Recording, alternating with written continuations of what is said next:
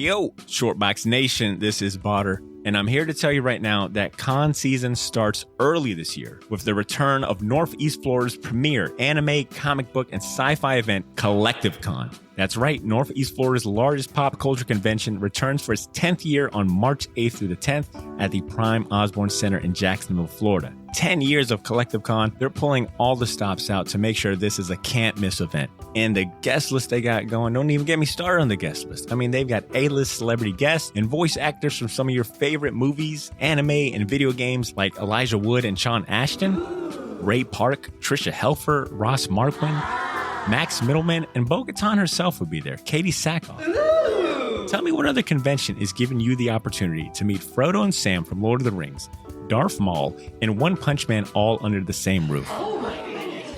Only at Collective Con. And if you're looking to get some of your favorite comics signed, or if you want to get an original sketch from some of the best comic artists in the world, well, you're in luck, because there'll be plenty of comic and creator guests there, like DC comic artist extraordinaire Clay Mann, Harvey Award-nominated illustrator John Taylor Christopher, Marvel and DC cover artist Chris Stevens, and acclaimed Star Wars author Timothy Zahn. They'll all be at Collective Con this year. And if you're looking to bring the family, or if you want to make a weekend out of it, you're in luck, because there'll be so much going on at Collective Con that weekend in the form of vendors, fan panels, video game tournaments, cosplay contests, after parties, and a bunch of fan events. You can purchase single and 3-day weekend passes now using the link in this episode's show notes, or by going to collectivecon.com to book your tickets and hotel. Buy your tickets now, and I'll see you at Collective Con, March 8th through the 10th. Now let's start the show. If you're aspiring to be a comic book artist, whether inker or penciler, and you want to work on a monthly book, you need to discover very quickly how fast you really are. You got to discover what you're made of. How fast are you? How good are you? Can you handle the pressure? Can you do a page one day, then you can't do it 5 days a week? 4 weeks in a month, do you have it in you? I know, again, that sounds kind of like a cliche, but it's so true. If you can't pencil 2 pages in a day, you're not going to make it. Ladies and gentlemen, I present to you the Short Box Podcast. The Short Box Podcast is recorded live from Jacksonville, Florida.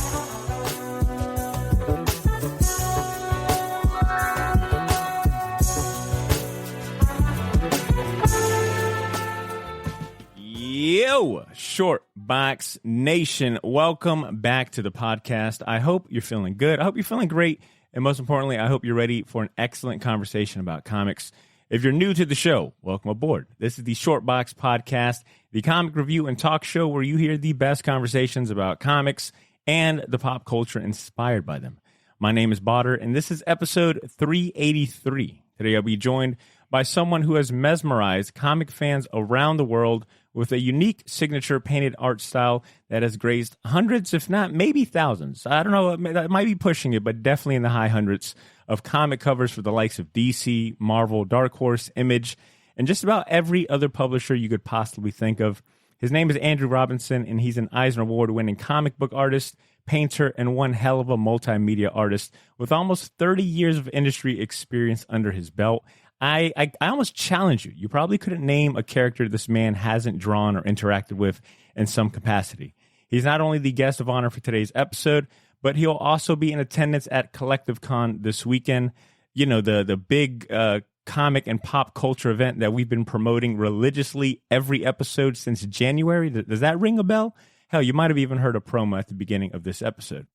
We'll be at the event this weekend, and if you live in Jax or the Northeast Florida area, you have absolutely no excuse to miss it, especially if you're a self-proclaimed comic fan, all right? I'm going to look at you differently if you don't attend a Collective Con and you say you're a fan of comics, because there's going to be some big names in the comic, anime, and sci-fi space at the event, so please make sure you have your tickets by now.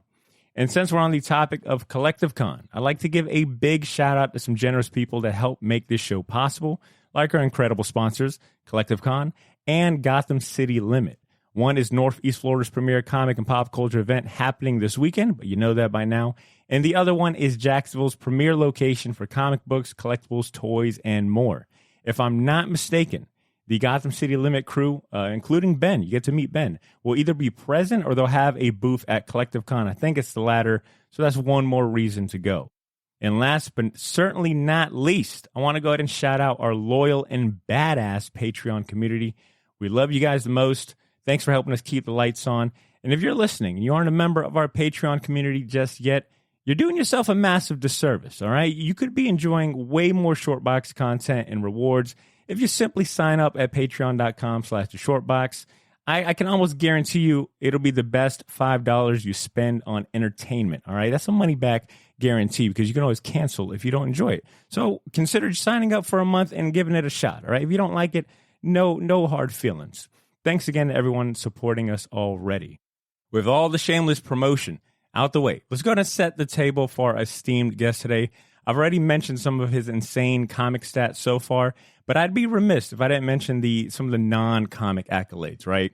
Aside from all the great things he's done in comics, today's guest has also contributed over 60 paintings for Magic the Gathering cards. And if the range this man isn't apparent already, his 2014 Eisner Award for Best Reality-Based Work comes from his massive contribution to the critically acclaimed graphic novel, The Fifth Beatle, the Brian Epstein Story.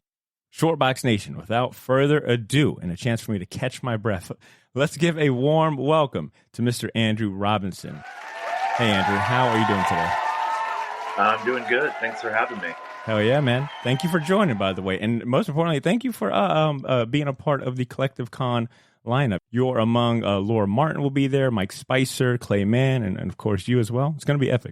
Yeah, sounds like a good lineup. I'm excited. Plus, I mean, I grew up raised in Florida on a farm there in St. Augustine. Yeah, I learned today that you're a fellow Florida boy like myself. You were, raised St. Augustine, which is maybe 40 minutes from Jax. What kind of memories do you have from your time in Florida or growing up in Florida? Lots of time spent cutting grass, working on the farm. It was a potato farm. Okay. And when I wasn't working there, I worked on some other farms like blueberries and corn and stuff like that. Never got into surfing, but I was into skateboarding for a minute. And then, of course, art. Art was a big part of my formative years, especially in high school. Do you remember any of the comic shops here, I guess in St. Augustine, or any of the ones here in Florida that you'd frequent? Honestly, at that point, I wasn't going to comic shops. Okay. I sort of lived out in the sticks. So I would just go to convenience stores and whatever was there on the rack. And that's pretty much where my choices at the time. So it was kind of random. It could be Spider-Man, Hulk, Superman. Just really whatever I could find locally. Got it. And I understand that you traded in your Florida tan for some California sun. What's the comic scene like in your area? It's pretty big. Just in Pasadena, where I'm at, there's probably like 3 or 4 comic shops. Mm-hmm. And then, of course, there's a ton in every part of LA, Glendale, Hollywood, out by the beaches. Manhattan Beach has got a great shop, the Comic Bug. Do you have a personal like a pull list set up anywhere by you? I don't. Okay. I don't. Okay. Too busy making comics to be reading them. That's how it is. Yeah, I mean, or I'm just, I'm reading comics by friends like Rick Remender. I got like the huge collection of Black Science from him, so that's been a great read. Cool. I still love like all the stuff that's coming out from Dan Klaus. I think he does a book every couple of years or so, but it's pretty amazing. And I believe he just announced a new one, if I'm not mistaken, right? Yeah, I saw that. I'm forgetting the name, but yeah, I saw him announce like a new book coming out. It's called Monica is the name of his next graphic novel. Speaking about Rick Remender, I'm glad that you brought him up because as I was getting ready for this interview, I was trying to think back to my first like conscious exposure to your work. And I landed in 2 spots primarily. The first one being I want to say I might have met you at a MegaCon and you were promoting, I believe, Fifth Beatle. So it had to be sometime in like 2013, 2014. I walked by your booth and it was actually I think you had a print of the Fifth Beatle stuff. And I was like, oh shit, that's rad. Like some music illustration here at MegaCon. I think I had gotten just so tired of seeing like the same like Spider-Man print. So your table like grabbed my attention right. and I got to meet you then. So that was, many years ago. And I was like, all right, well, what about the comic work? And I believe my first introduction to your art style and your work might have been for a cover you did for Black Science #1, written by Rick Remender, obviously. I think you had like cover B, and that was like my first time picking up your work. And then another one came to mind, another Rick Remender joint, and it was his 2014 Marvel series, Winter Soldier: The Bitter March. And I loved your covers for that because it felt like really pulp noir, and like I mean, the whole book, was dealing with like a shield agent and the Winter Soldier. So I thought your covers were like excellent. Do any of those series come to mind? Yeah, especially those Marvel covers I did with Rick. Yeah, the cool thing was that I got to actually put the title into the artwork. Oh yeah, I remember that. So that was definitely new for me because usually you're just doing the artwork and they have the same title and they use it the same way, the same composition every time. But this was like you could put the title wherever you wanted to, and just could like flow and mix in with the artwork. So it was quite a cool experiment. How is it working with Rick, especially like I guess in those days or in that capacity as the cover artist? Does he give like detailed notes, or does he kind of give you an outline, or is it kind of free reign to do anything? I mean, if he has like a clear idea, he'll give that to me. But I would definitely say with most of his creator-owned stuff, I'm pretty much open to just do whatever's cool, And I mean, I think as long as you're not giving away spoilers and you're just making cool artwork, that's really all that matters. And he's pretty easy to work with. He's not really nitpicky per se, unless it's something really vital, important to the story. Even to this day, most recently, I think some of the more recent work you're doing is the covers for his creator-owned stuff on Scumbag, right? I think he even did the interiors for issue 2. Yep. Yeah, I penciled and inked issue 2, and then I did variants for issue 1 and 2. And then I just have finished a couple of covers for some new books he's going to have coming out. Oh, that's rad. So was I lying at the intro then? Is it safe to say that you've probably drawn just about maybe every popular comic character, or at least superhero from the big two there is? Is there any character left untouched by you? Well, as far as like actually published, there's still quite a few characters that I haven't, drawn or painted, especially I think for Marvel. What are some of your white whales? I mean, let's see. Like I'm probably most well known at Marvel with the Spider-Man covers I did probably in 2019. And then I did some X-Men covers way back in the day, like early 2000s. I did a Conan Barbarian cover recently for Marvel. I'm trying to think what else. The stuff I did with Rick. That's not even counting all the DC stuff too. Hawkman, Starman. Right. Yeah, because I really had a big push.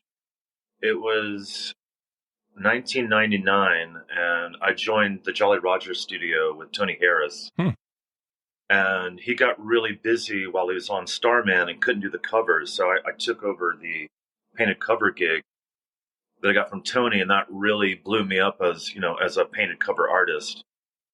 And so that opened up other books like, Batman, Hawkman, the JLA. Yep. I think what else? I'll say I started reading Starman. I was super late to the game, but I started reading Starman when the DC Universe app first, in those first years it launched. And I was just kind of blown away by it. I mean, all the credit that people give to, James Robinson, Tony Harris about how epic that series was really lived up to it. And when I got to that point of your covers, it was even a bigger treat. I was like, damn, some of these covers, man, deserve to be blown up and put in a museum, and including your Hawkman stuff. I think personally, those are two of my favorite, bodies of work that you've done. And the fact that you were so heavily involved, I think that's some of the benefits of having well-established cover artists is, sure, you don't get to get that volume of work compared to an interior artist, right? But your bibliography, man, and how long you'll stay doing covers for a run, especially long runs like Hawkman and Starman. I mean, it's definitely definitely tip my hat to you. Yeah, and again, that was a fun time with the Starman covers because being in a studio, you're there with 3 or 4 other guys, so you have plenty of people to help you model and set up scenes and do lighting and take pictures and all that. Because sometimes I might be the model, sometimes Tony Harris, sometimes other guys there in the studio, and then we had a lot of props also and some costumes and stuff. So that was a very cool experience. That's definitely one of my favorite attributes of your work. And some like key Hawkman covers come to mind, like issue 1 and some of those earlier ones. I always felt like you had a knack for placing lighting. It always felt very cinematic. A lot of your covers feel very cinematic, like they Right. belonged on a movie poster or something like that. Well, again, it comes from like usually you want at least 2 strong sources of light, Mm-hmm. and so you'll have like a really strong, like a hot light, a hot source, which is usually for rim lighting, and then a softer one for the larger area of the form that you'll see. But it makes it very dramatic. Dramatic. Yeah, well said. To pay further respect, I've always felt like your art is reminiscent like of those vintage pulp book covers, especially like ones done by Jim Steranko. I always felt like he captured like this mood and this atmosphere, and I see a lot of that in your work. And then, but at the same time, like I was reading, you actually did some interiors for a story in Batman Black and White #5, and your interior work, man, there's so much charm and playfulness to it. It reminds me of like Playboy cartoonists like Jack Davis, and then you got like a dash of Alex Toth. Like there's, and not only that, but you also draw some of the best chiseled chins in the game. That's usually how I could tell is your work, especially with like your male characters. They just have like such a heroic chiseled chin, even though that's weird as hell to say. Right. I know what you're saying. I mean, but Batman should have that kind of chin. So obviously you're a pro who dabbles in, and seemingly you're a master in a few different medias. Like I believe you work in vine charcoal, watercolor, gouache, ink, etc. What's your favorite or go-to media to work with? Do you have like a preference?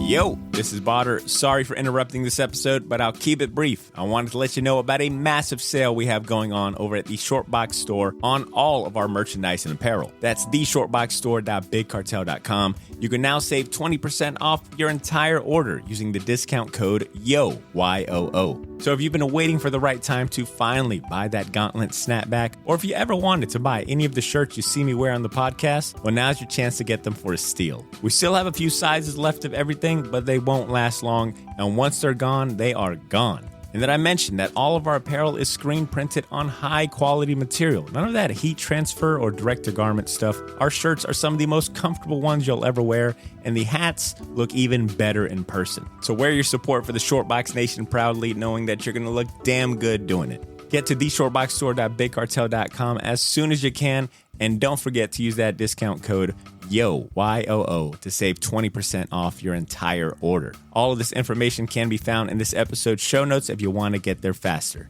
Thanks for not pressing fast forward. Now back to the show.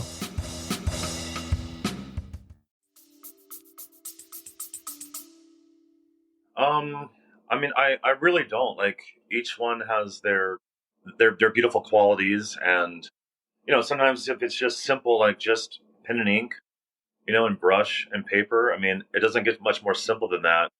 But still, the range that you can get with the high contrast, or you can crosshatch, there's so many things you can do just with line and brush.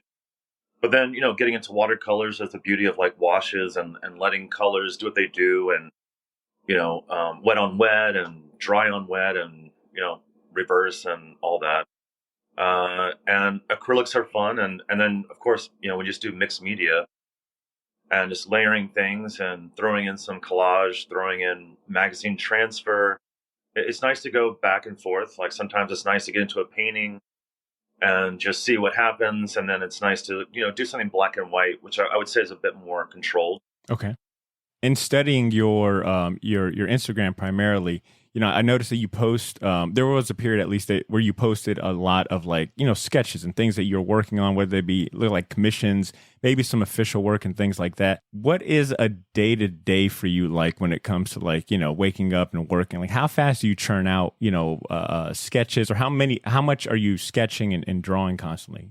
Well, I mean, you're pretty much drawing and painting every day. Mm-hmm. So, I mean, some time is spent looking up reference, researching the subject matter.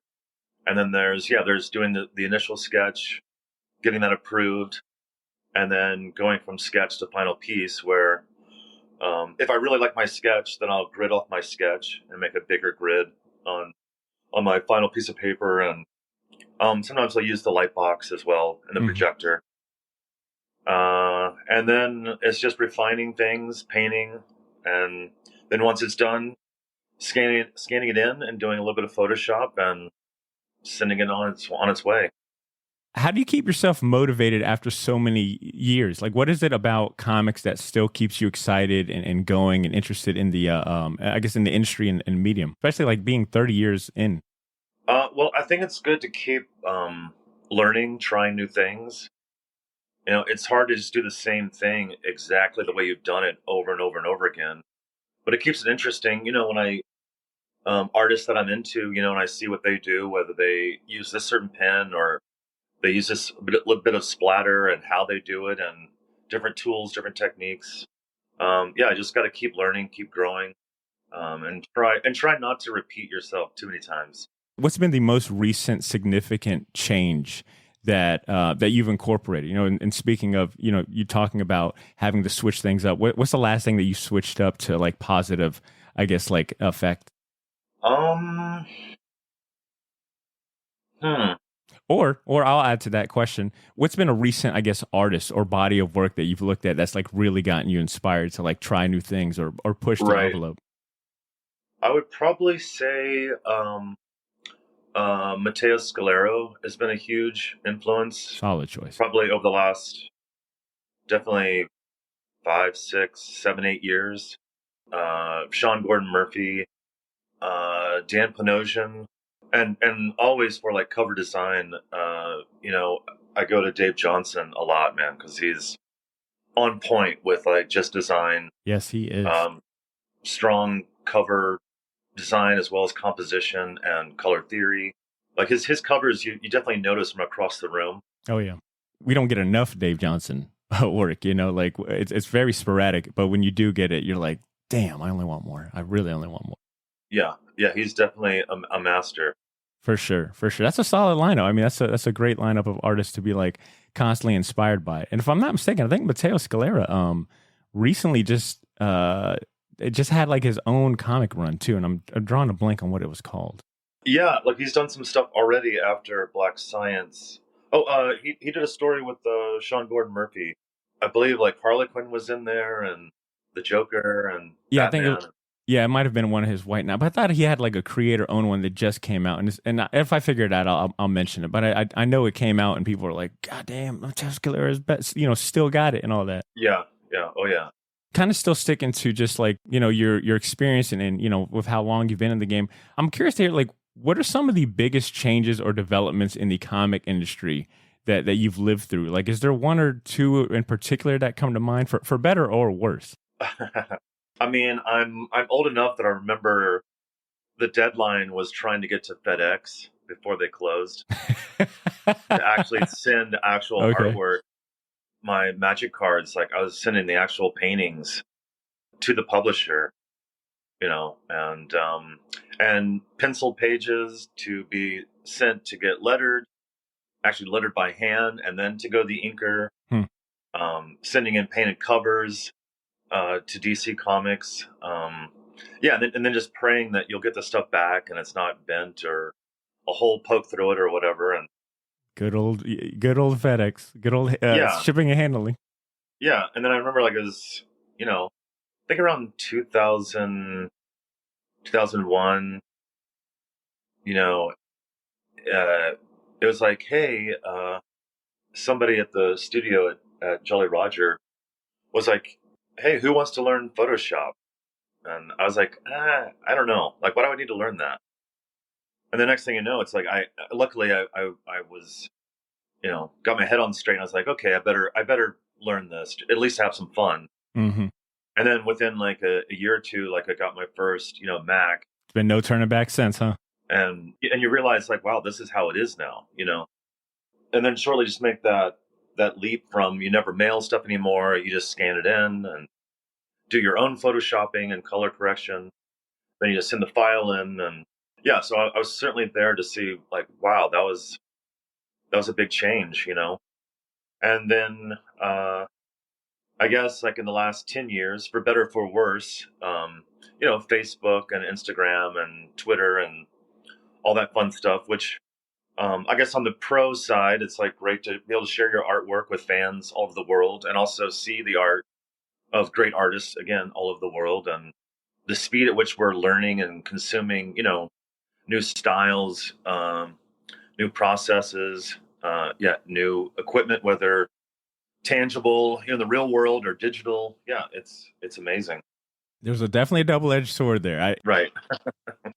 It helps to be able to reach out to fans, and plus people that want commissions or art prints or original art. Yeah, there's such a great connection and community out there. Yeah. You know what? Speaking of community, I love asking this question anytime we've got, especially an artist on the show. If you had to create a comic Mount Rushmore, this is something we've done on the show, our own personal list, and it's always a good time. But if you had to create a comic Mount Rushmore based on your comic/art icons and favorites, who would be on that list? Who would be on the Andrew Robinson comic book Mount Rushmore? Okay, well, I'm going to go with actual artist. Let's go. This is a tough list because I had a lot of people I want to put in here, but I chose 4. There we go. So Frank Frazetta, Walt Simonson. Oh, come on. Classic. Moebius, and Bill Sienkiewicz. Solid. That might be one of the better Mount Rushmore lists I've heard.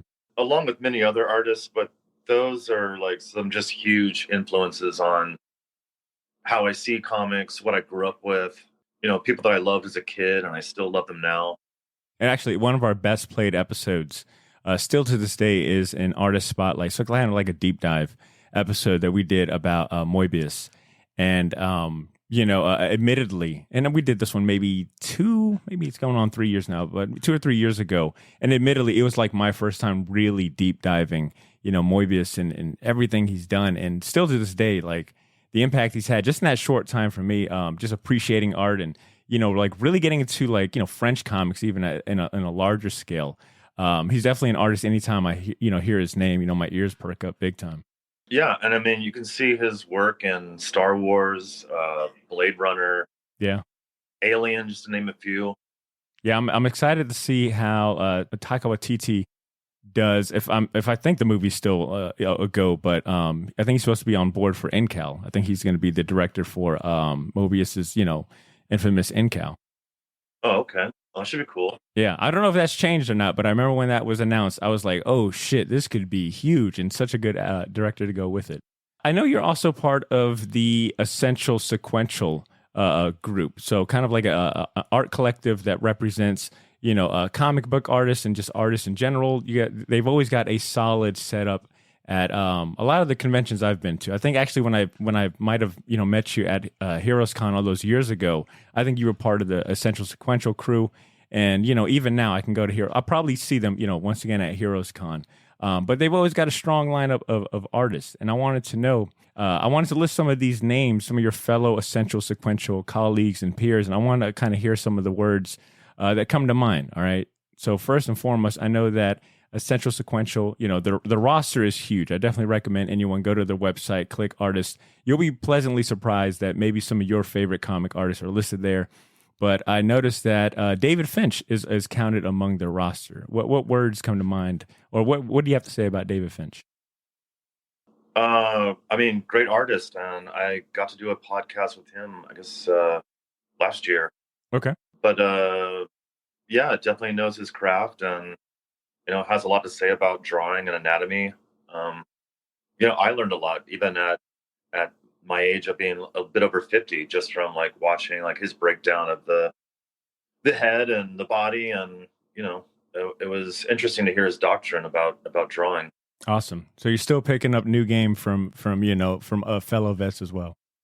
Yeah, exactly. There's always something to be learned every day. Awesome. How about Dan Panosian?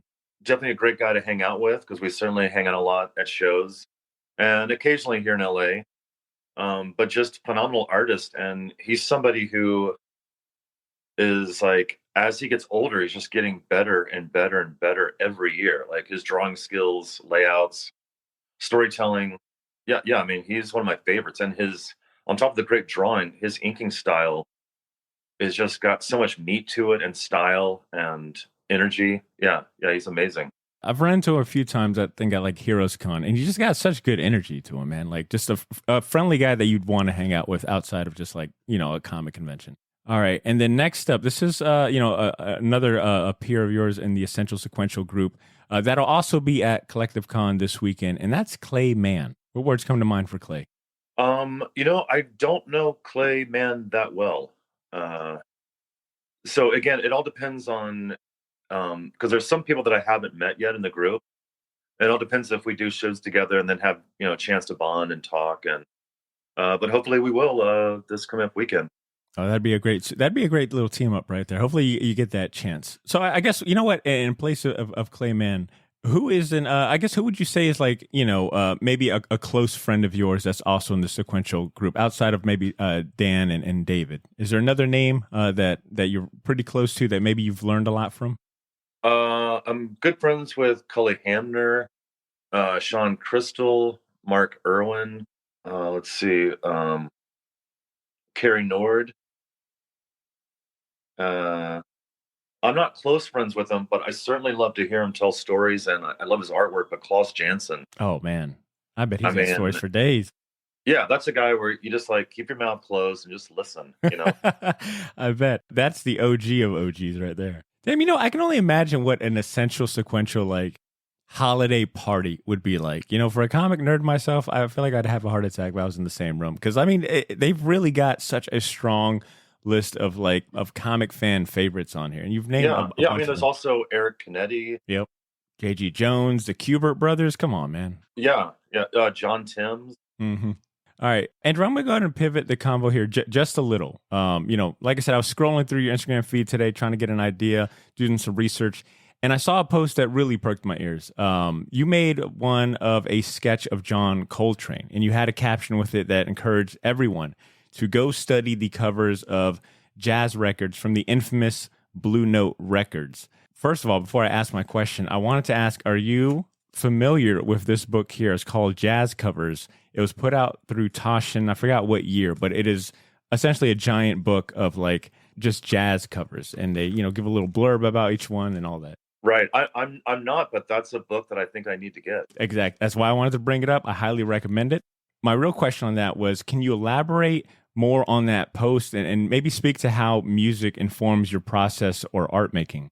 I'm not the biggest jazz connoisseur as far as the music, but I do appreciate it. I think it's one of those things you kind of grow into as you get older and a little bit more mature. Mm-hmm. But the Blue Note covers, just the covers themselves, this book, I would say that if you didn't have the money to go to school to study graphic design, just buy that book. You know what I mean? Just buy that book, and with your own sensibilities, and if you know anything about the rule of thirds and composition, but go through there and just see how they really push the laws of composition. They push it with big areas of dead space and just the innovative process from cover to cover. Like, I'm stuck and I feel like I just do the same thing over and over again on cover designs. It just gives you a fresh place to start and just open your mind a bit to thinking outside the box. I know it's kind of a cliche, but that's what I get out of this book. Is it the cover art of Blue Notes, the collection? Is that the name of the book? Yeah, it's mainly it's a mix of like graphic design and photography. Okay. A few of the Blue Note covers are drawings by Andy Warhol, which are they're amazing. That's right. Yeah. Like he was quite a great cartoonist. Andrew, are you a vinyl enthusiast? Like, do you have a record collection? I've actually been thinking about getting a record player, but I do have a few records. But I've got an awesome neighbor who lives just across the way, and he's been in punk bands since like the 70s, and he still plays in one. But he's got quite the record collection. So usually if I want to just like hang out, I can go over there and we'll just like go through records. And again, it's another place where it's just a lot to learn. If I may make one recommendation, I'm sure you'll have a busy weekend, Collective Con going on. But if I may make one recommendations away from like just the world of comics, I would highly recommend, on the topic of records and music, and especially jazz, if you can find time to go visit Tiger Records, which won't be too far from the Prime Osborne, but Tiger Records, fantastic record store. If my man Warren Evans is working that day. Huge jazz guy. He'd probably talk your ear off about Blue Note, but I think you would enjoy Tiger Records, and you'll probably leave with a really badass record player. So just my recommendation. Cool. All right. So considering like that post, and then, I'll be asking something about the Fifth Beatle here shortly. Do you have like a particular playlist of music you like to have going on while working, or do you have like anything? It may be like a movie, but yeah, do you have anything like that when you work? Yeah, it's usually either music or I might listen to just episodes of Seinfeld. The ultimate background TV show. Yeah. You don't really need to pay attention that much to it, but it's great for it. And I also loved news radio. It's tragic that Phil Hartman passed away when he did. That's now on Prime. And so you can catch all the seasons. So I've been watching that also. And it still holds up. It's pretty damn funny. When you do play music, what type of music are you playing? I'm kind of all over the place. Like, the go-tos are like, Johnny Cash, Nick Cave. But I'm listening to some new stuff. It's fairly new, like groups like Wet Leg, Cannons, Amyl and the Sniffers, the Viagra Boys. Yeah, I'm like all over the place. Good stuff. No, that sounds like an eclectic mix right there. All right, and then obviously I'd be doing everyone that's a fan of your work a disservice if I didn't ask about your work on the award-winning graphic novel The Fifth Beatle, which I have you quoted as saying it was, quote, the biggest endeavor of my 20-year career. Obviously, that was a quote from a couple years ago. Considering that project recently celebrated its 10-year anniversary, I'd like to know if that sentiment still holds true. Have you worked on anything else that rivals The Fifth Beatle, or does that project still stand in a league of its own? It's still in a league of its own. I mean, I hope that I can do something like that again. But yeah, that's still to this day like the biggest thing that I've accomplished. I mean, it was on so many levels. It was satisfying, but it was, a very, very, very difficult project to get through. Just from like a research standpoint, I mean, so much of my day could just be consumed with just like finding the right reference for a certain year that the Beatles were around, what they were wearing, their haircuts, the technology, cars, the architecture, the buildings, the historic places where they were.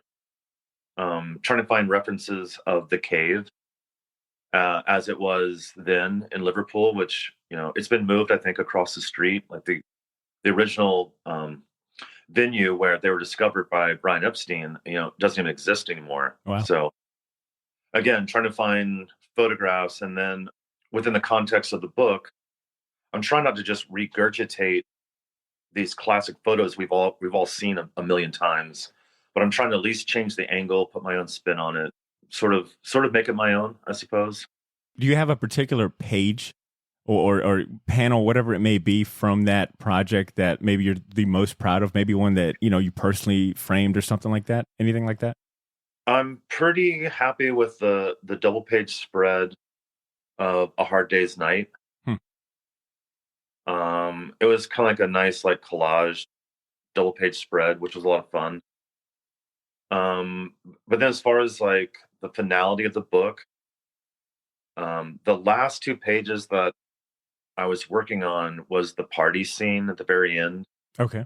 Where the Who was there, the Rolling Stones, Clapton. And so to have all these like famous figures in one room together,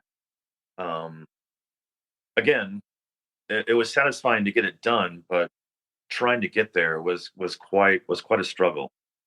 I also read that, just the amount of media, I think you described it as, actually I have it here, it's more like a mixed media explosion. I understand that you worked on painted on wood, illustration board, watercolor paper, Bristol board, and I mean the list like really goes on. It sounds like a massive endeavor in regards to like different techniques all combined in one. Yeah, it was. And I mean, I had plenty of pages to try different mediums, surfaces, paint. Yeah, you name it.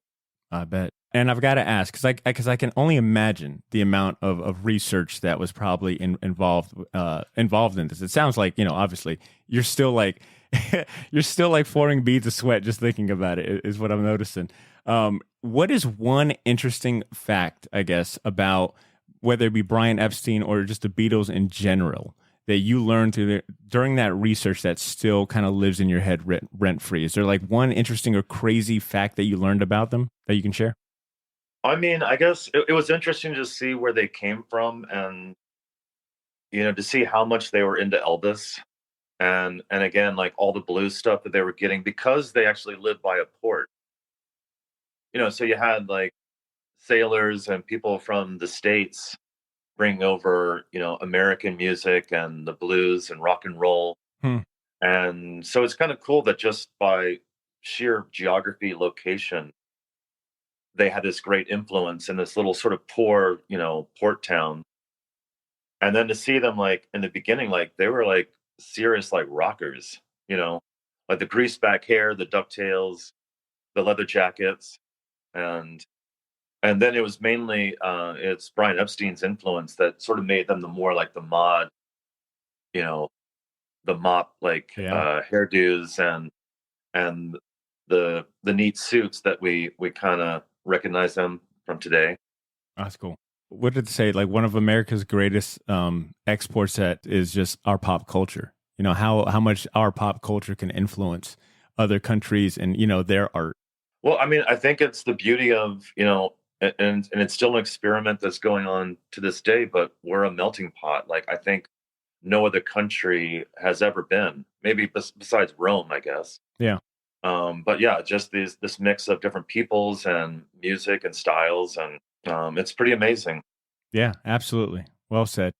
So speaking of the Fifth Beatle, that once again brings me back to meeting you for the first time at Collective Con all those years ago. Vividly remember the copies of the book that you had there, and even some of the original prints you had. Kind of beating myself up that I didn't grab a few more of the prints, but it is what it is. Maybe I can grab one when you're at Collective Con. But what can people expect from your appearance at Collective Con this weekend? Will you have any like exclusive prints for sale, sketchbooks, or are you taking any commissions? I am taking commissions, and I'll have a few art books. I'll have some prints, and I'll have like a bit of original art. Most of it is with my manager is not going to this show, Okay. but I'll be bringing actually some artwork, character designs from some of the Batman and Green Lantern animated series that I worked on Oh, for hell Warner yeah. Brothers. Yeah. So definitely, yeah, come check that out. I'll have some of the magic cards, the artist proofs. I'll have those for sale. Um, and like I said, a few pages and a few covers. I'm going to go ahead and admit, Andrew, right now that I had a complete blind spot to this animated work of yours. What was the deal with that? You said Batman and Green Lantern? Yeah, I worked on the Long Halloween, the Batman animated feature, No and way. my designs are in part two. So when Scarecrow sprays the fear gas on Batman, and he has like this kind of like delusions of his parents, and Scarecrow's on a horse and all that. I did all the designs for how Batman would look in this sort of like weird nightmare scape, Hmm. and his parents, and yeah, it was cool to see that they actually used the stuff in the show. Damn. You can guarantee right as soon as this interview is done, I'm going to one make sure I go find my copy of Fifth Beatle, and I'm going to go ahead and rewatch Long Halloween. I'm gonna look for your Yeah, stuff. That's awesome. yeah, I'm pretty sure it's on HBO Max if you have that. Okay, done. Do I do? I guess considering all these different like industries that you've worked in, do you have a personal favorite? Like, do you like doing animated stuff more at this point, or is it the Magic the Gathering stuff, or is it still like comic covers? Like, do you have a preference or one that like you still kind of maintain that excitement for? Comics is still like my mainstay. Yeah. That's cool to hear. Still on the topic of conventions, you're obviously not a stranger to comic conventions or in-store signings. You've, like I said, you've got 30 plus years under your belt. What would you say is, one of your most memorable convention experiences, or like maybe an interaction with a fan or even like a comic colleague or idol of yours? Do you have like a story to share? Um, a few years back, I think it was 2016 or 2017. I did a show in Toronto, and my friend John Beatty was there. awesome inker, has been working in comics since the 80s. So he invited me to a dinner with Jim Shooter Wow. and Mike Zeck. Oh, wow. Mike So Zeck. imagine that. So the three guys that worked on the Secret Wars, I got to go to dinner with those guys. And believe you me, it was an amazing experience. But again, like you got to know when to just keep your mouth shut. Yeah, yeah. And I really just sat there and just took it all in, kept my mouth shut. But it was amazing, to hear like stories from Jim Shooter about working with Wally Wood and how Wally Wood got him his first actual credit in a comic. Because back in those days, you weren't even getting a credit as a writer or an artist. Yeah. And again, Jim Shooter just telling you about back in the old Marvel days, and it was an incredible experience. I was so thankful that John Beatty invited me to the dinner. That's As far awesome. as like just to really get into like the nuts and bolts of like comics, especially from the 80s when I was actually a kid, Mm-hmm. and just to when it was still like so magical, you know what I mean? Like it's still magical to a point, but I see behind the curtain now. I actually Yeah. work on comics, and You got a different like sense of appreciation. You know Yeah. how the sausage is made, and like you've dabbled in it. So I'm not even just dabbled, but you've worked in it so long. Like you've got a different sense of appreciation. Like the amount of hours in the process that it takes, and considering like we're talking about superstars from the '80s, their process was a lot more manual. So there was no, I imagine, shortcuts to really take. So yeah, that's awesome. I want to say John Beatty. I don't know if he lives in Florida or not, but he tends to make his rounds in Florida conventions. I know that he's a regular at like I'm sorry, not CollectiveCon, but a regular at MegaCon at times. I think Heroes Right. Con is one. He might be in the South, but yeah, it's awesome to see any time that his name is on there. And if you can catch a comic convention with Jim Shooter and you claim to be a Marvel fan, especially of like the 80s and 90s, it is well Right. worth like trying to sit in on one of his panels. Okay, good stuff. All right, Andrew, second to last question. The last question will give you a chance to plug in anything you got going on. But Andrew, I love asking this question anytime we have industry professionals like yourself, because I get so much response about it from all the aspiring comic creators listening. So this is for you guys out there that are comic artists, self-publishers, and all that.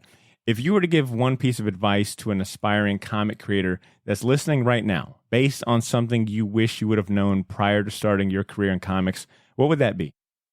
Okay, I've got this. This is a good one here. If you're aspiring to be a comic book artist, whether inker or penciler, and you want to work on a monthly book, you need to discover very quickly how fast you really are. Hmm. You know what I mean? And my advice is that if you can't pencil 2 pages in a day, you're not going to make it. You have to find out what is your level of quality. What's the highest quality that you can get in a page and pencil it at least one a day. And this is when this is how you kind of choose your career in comics. Like if you want to be a super amazing artist, like say like you're Adam Hughes, right? Mm-hmm. Who's just stellar. I mean, he's not just a great comic artist. He's a great I would put him as up there with the classic American illustrators, like your Rockwells and Leyendecker. So obviously he can't churn that out. Occasionally he might be able to do it monthly, but it's only for I think a few issues. And it's amazing.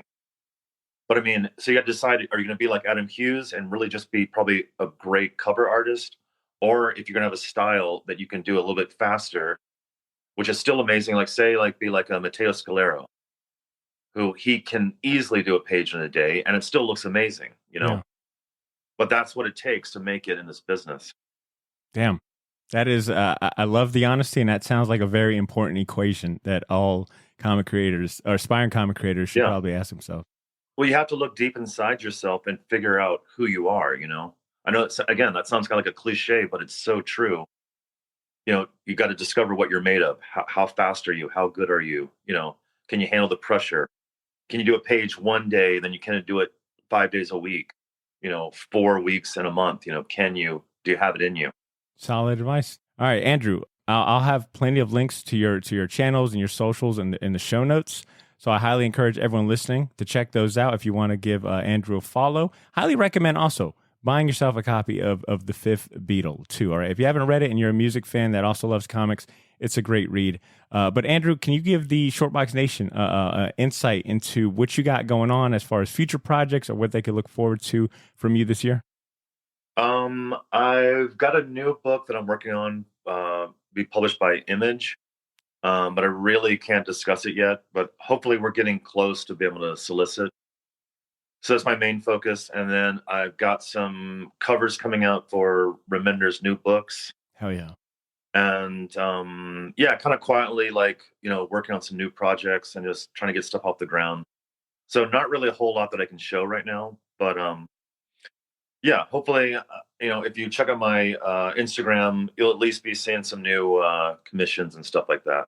Good stuff. I'll be looking forward to the announcements, and hopefully we can have you back on when you can talk about that stuff. But besides that, Andrew, I'm going to look forward to seeing you at Collective Con this weekend. Thank you so much for your time, man. This was fantastic. Awesome, man. Appreciate it. I'll see you this weekend. Oh, yeah, man. Be well. Take care. Bye. All right, you too. Bye. And there you have it, Shortbox Nation. Thank you for hanging out. But that's all I got for you today. Big shout outs to Andrew Robinson for joining the show today. Make sure you give him a follow, right? Got all of his socials and things linked in this episode's show notes. And if you enjoyed this episode, you know what to do. Help us spread the word. Share this with a friend or someone you know that loves comics as much as we do. And while you're at it, if you haven't already given us a 5-star rating review on Apple Podcasts or Spotify, do me a favor. Go ahead and knock that out for me, all right? It'll take like 2 minutes at the most, maybe even 10 seconds if you're a fast writer, but it would mean the world to us. Now, I've said it 1,000 times already in this episode alone, but it's Collective Con this weekend. We'll be there. So the chances of us recording a new episode for next week are 50-50. All right, I'm not saying that we won't have something new next week, but also we may not. All right, I'll try to record some on-site interviews at the convention to share with all of you guys that couldn't make it. But you'll just have to come back next week and see what I was able to make happen. But I'll tell you a place that you can go in emergencies like this, where you might not have Shortbox content, and that is our Patreon community, because that's where all of our bonus content, extra episodes, exclusive stuff, all of that stuff lives on our Patreon community. So if you need some Shortbox content next week to hold you over, go ahead and find your way to patreon.com/shortbox and consider joining the best podcast community on the internet, all right? In the meantime, take care of yourselves, go read your comic books, and continue to make mine and yours Shortbox. We'll talk to you next week. Peace.